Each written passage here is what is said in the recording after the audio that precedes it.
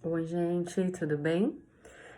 Eu sempre gosto de vir compartilhar no meu Instagram coisas que eu aprendo sobre a síndrome de Down, coisas que eu aprendo sobre inclusão, sentimentos que eu tenho sobre o dia a dia, sobre educação, e não seria diferente.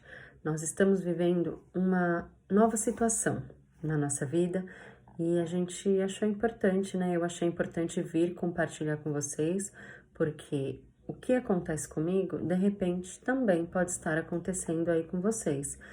E eu, enquanto mãe, mesmo sendo pedagoga, professora, trabalhando na área da educação, tem coisas que eu não consigo identificar porque eu tô no papel de mãe, né, gente? Então, quando a gente tá no papel de mãe, é bem difícil a gente visualizar algumas coisas que, para alguns terapeutas, para alguns médicos, especialistas, é simples. E aí, faz aproximadamente um mês que a terapeuta ocupacional do Nicolas nos atentou para alguns comportamentos do Nicolas. Ela disse para a gente observar, porque ela estava percebendo algumas situações que não aconteciam anteriormente e estavam acontecendo agora. E outras que já aconteciam anteriormente, mas ela pensou que de repente com um trabalho mais específico, principalmente nas questões sensoriais, que o Nicolas precisa bastante, isso poderia ir diminuindo ou se dissolvendo.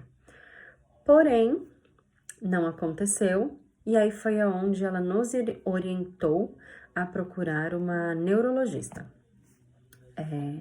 Eu coloquei até nos meus stories que essa semana nós estávamos indo na neuro. Nicolas completou 3 anos de idade, dia 12 de setembro. Nossa consulta foi dia 16, tá? Então, ele foi na consulta com a neuro com 3 anos de idade. E quais seriam, né, esses comportamentos? Eu vou elencar aqui os 3 principais, tá? Pra gente poder falar assim com mais brevidade. Primeiro, ele começou a ter um desconforto excessivo quando passava debaixo de árvore. Então, todas as árvores, começou isso quando ele ainda estava na escola. Na frente da escola tinha uma árvore e toda vez que a gente ia levar ele embora, quando ele passava debaixo da árvore, ele se encolhia como se aquilo tivesse incomodando demais ele. Aí quando nós chegávamos em casa, na frente da minha casa também tem uma árvore, então se a gente estacionava o carro e descia com ele debaixo da árvore, também era um desconforto muito grande. E a gente foi percebendo, né, que isso não passou, isso foi continuando. Aí veio a pandemia, pouco a gente saía de casa, mas aí quando a gente retornou novamente, algumas coisas, ele continuou com isso. Quando a gente saía de carrinho com ele para passear, na minha rua tem muitas árvores, ele não gostava das árvores, continuava se esquivando demais. E esse foi um ponto, né, que a terapeuta achou muito relevante, porque era algo que não melhorava, tá? Outro ponto foi a estereotipia. O Nicolas começou a... Tudo que ele pegava nas mãos, ele começava a fazer esse movimento. Fosse colher, caneta, algum brinquedo, né, mais fininho. O que ele conseguia segurar com as 2 mãos, ele ficava balançando e com um olhar fixo, né? Então, esse foi um outro motivo. E essa estereotipia, ela aumentou, principalmente nesse momento de pandemia, né? Quando ele retornou às atividades com a terapeuta ocupacional, ela percebeu que estava intenso isso nele. E outra situação são as questões sensoriais. O Nicolas, ao contrário de algumas crianças que se incomodam muito com o barulho, né, não gostam de toque, ele precisa de muita agitação, muito estímulo sensorial, né? Ele pede muito.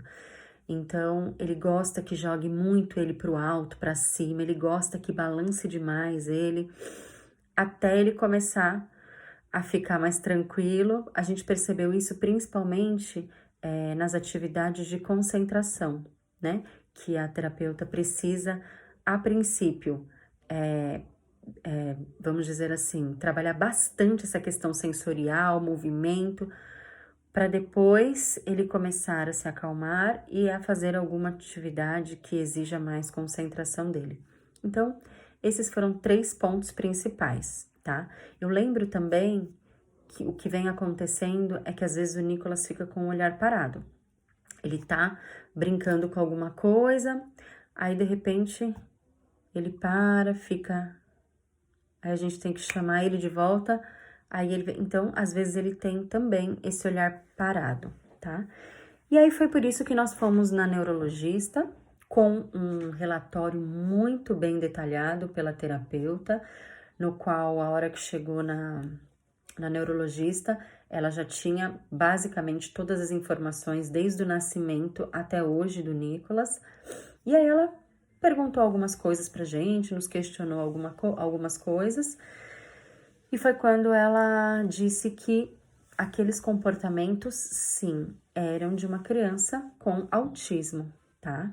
Então, além da síndrome de Down, nós tivemos um outro diagnóstico para o Nicolas, que é um diagnóstico de autismo.